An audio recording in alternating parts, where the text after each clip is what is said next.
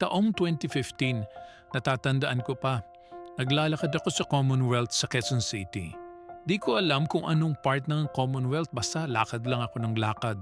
Walang iniisip, pero tulo ng tulo ang luha ko at malakas ang kabog ng dibdib. Na-realize ko, madali akong mamamatay nito kung ganito ng ganito ang magiging buhay ko.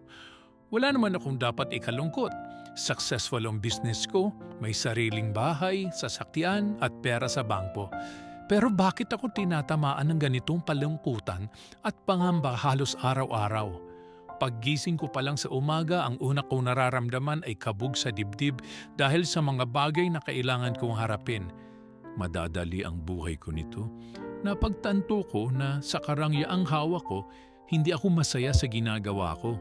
Nabuo ko lamang ang business ko dahil kailangan ko ng perang pangtusto sa buhay na binuo ko. Pero araw-araw, halos kinakaladkad ko ang katawan ko para pumasok sa opisina, harapin ang mga empleyado, harapin ang issue sa pamamalakad sa pera at tanggapin ang insulto ng mga customer na umaabuso. Di ko napansin, palubog na palang araw sa Commonwealth sa Quezon City. Yun ang huling araw ng masadimuot kong buhay.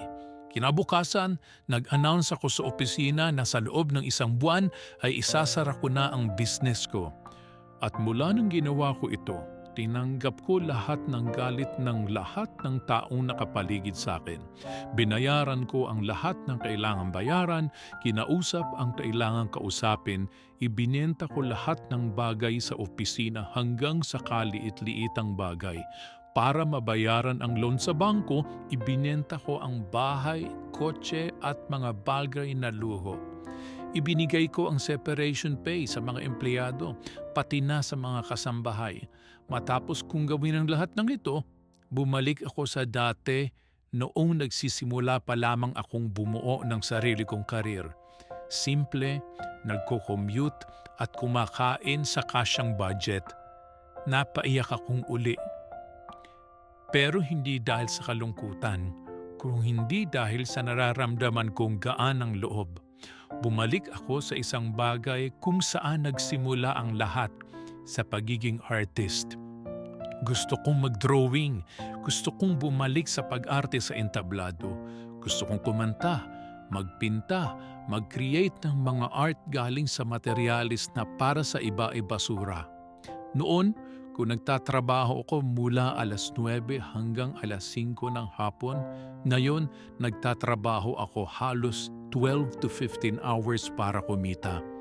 Pero hindi ko nararamdaman ng pagod kasi ito ang gusto ng katawan at isip ko. Dito ako masaya.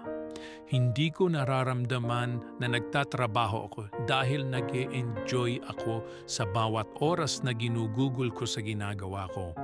Oo, isang kahig at isang tuka akong muli.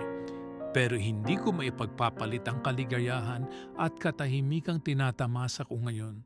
Hindi nabibili ng salapi ang katahimikan at kaligayahan. Ikaw, masaya ka ba sa ginagawa mo?